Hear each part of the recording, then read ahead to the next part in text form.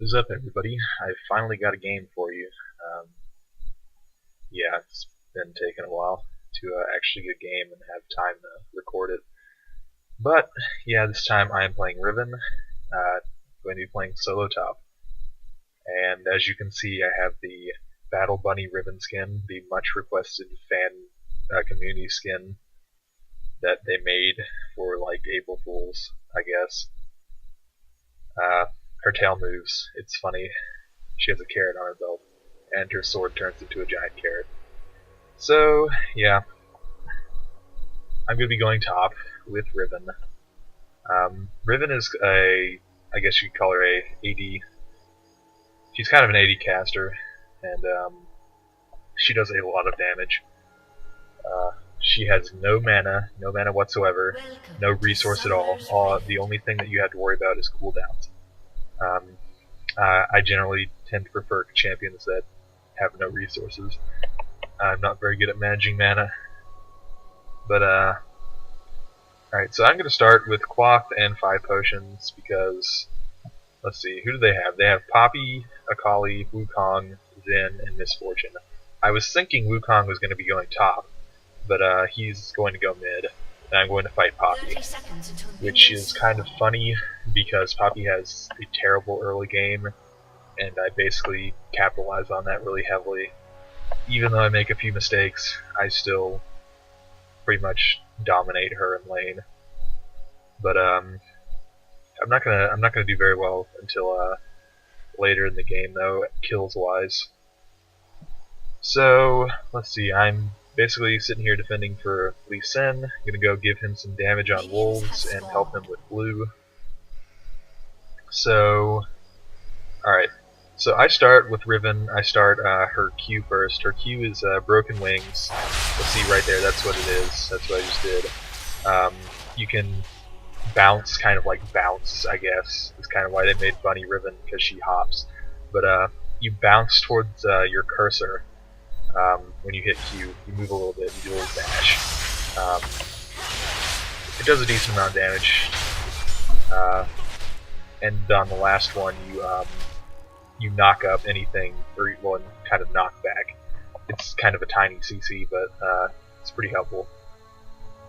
But yeah, it's pretty much a really good mobility skill. That's why I take it at level 1. So yeah, her passive, Runic Blade. That's the main reason why you use her. That's kind of how it's kind of the glue that keeps her kit together. When she uses an ability, she gets a Runic Blade like stack kind of thing. You can get 3 of these, and what it does is it makes you deal extra damage on your next pack. It's physical damage, so armor penetration is really useful on Riven. I'm just gonna harass Poppy some right now. As you can see, I won that trade pretty heavily. Probably would have won better if it wasn't in the minions, but that's okay. I think Poppy started boots. Yeah, Poppy started boots, so I have better regen than her. So yeah, but Runic Blade is a really good passive. It scales with her attack damage, which is why you build heavy AD on Riven. But yeah, so I like to take her W level 2. It's her stun. You have like a little short range, it's really short, you can see that right there. But it stuns them for like 0.75 seconds, it's not very long. And it does a decent chunk of damage. And as you can see, I'm just dominating this Poppy. I'm about to make a pretty big mistake here. I get a little bit too aggressive right now. Yeah. I'm thinking I can take her, but she has flash, and she lives because of her stupid passive. I hate that passive. Poppy's passive is gay. But I'm about to get ganked by Zen right now, and he's gonna kill me. But I'm gonna make it all the way back to my tower before he kills me. I probably shouldn't use my stun there. I was trying to get some extra distance between me and him, but he was yeah, he's just too far away, and he kills me. So I'm not very happy right now because I should have totally killed Poppy and I shouldn't have died. But whatever. I'm going to come back to this lane and I'm going to keep killing Poppy as best as I can, because I have a way better early game than Poppy does. So I'm going to grab boots and a ward or two. So yeah, okay, so Riven's W, or E right there, you see right there, Valor. It is a dash, a short-range dash that gives you a shield that scales with your AD, which is another reason why you just build basically pure offense Riven with lots of AD and defenses. You don't really need much health on Riven to do your job well. A Guardian Angel will be a good defensive item to buy, which I usually do. So yeah, her shield scales with her AD. It's pretty short cooldown.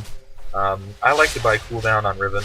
A lot of people don't, but I like to be able to use my skills as much as possible so I can get that get those passive stacks up, and like having a 300 damage shield every like 4 seconds. It's pretty useful. But yeah, there's a lot of people that will just stack Bloodthirsters. I mean, 1 Bloodthirster is okay. 2 Bloodthirsters is, I can see that some people would like to do that, but like the people that build 3 Bloodthirsters and the Guardian Angel, or 4 Bloodthirsters and Guardian Angel and boots. I mean, yeah, it's effective, but it's going to take forever to build, and pretty much if you get like stun locked, you're going to die. But that's my opinion. I like having a little bit more defenses on my champion. And so I'm just going to keep trying to trade with her. Just kind of like kiting her. Basically, how you harass with Riven is you go in with your shield, and then you stun them, then you get off an auto attack or 2, and then you back out with your Q. You could go in with your Q, but that would do more damage, but in my opinion, they'll be able to harass you back. And if you go in with your E first, your shield, then you will be able to mitigate some of that damage that you're going to take from minions and what they attack back with. So you get basically some free damage while taking no damage. It's pretty nice. And you can see right now I'm full health, she's at half health. I'm pushed pretty far, but I've got a ward. I think the next time I die is probably when I get tower dive.